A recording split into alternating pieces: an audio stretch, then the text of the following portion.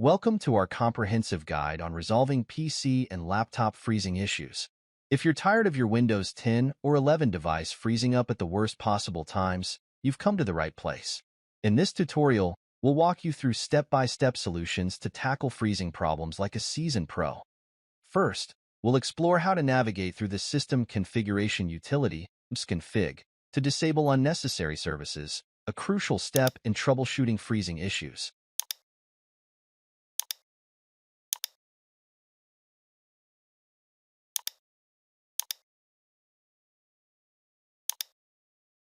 Then, we'll delve into the powerful features of CCleaner's Custom Clean, showing you how to effectively clean up prefetch files, caches, temporary files, event logs, and perform disk cleanup to free up valuable space on your C drive. By the end of this tutorial, you'll be equipped with the knowledge and tools needed to conquer freezing problems and restore your PC or laptop's performance to its optimal state.